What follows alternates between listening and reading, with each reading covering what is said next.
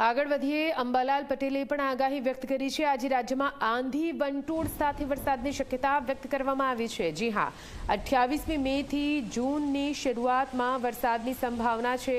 આંધી વંટોળ ગાજવીજ સાથે વરસાદ આવશે। ગુજરાતમાં 10 જૂન સુધીમાં ચોમાસું પહોંચશે। દક્ષિણ ગુજરાતના ભાગોમાં વરસાદની શક્યતા છે। ઉત્તર અને મધ્ય ગુજરાતમાં, સૌરાષ્ટ્રમાં ગાજવીજ સાથે વરસાદ આવશે। અરબી સમુદ્રમાં કરંટ જોવા મળવાની શક્યતા વ્યક્ત કરવામાં આવી છે।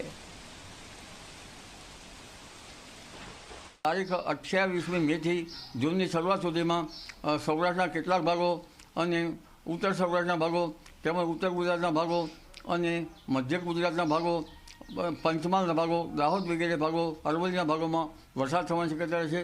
વરસાદ ગાજવીજ સાથે થવાની શક્યતા છે। પવનનું જોર વધારે છે। 50 થી 60 કિલોમીટર ઝડપનું પવન ફૂંકાઈ શકે છે। વાડામાં રહેલા પશુપાલકોએ પશુઓનું ધ્યાન રાખવું ઈષ્ટ રહેશે અને ઊભા કૃષિ પાકો લગભગ ભારે પવનથી ઘણી વખત પડી જતા હોય છે। તારીખ 10 જૂન સુધીમાં ગુજરાતના ભિન્ન ભાગોમાં વરસાદ આવી શકે।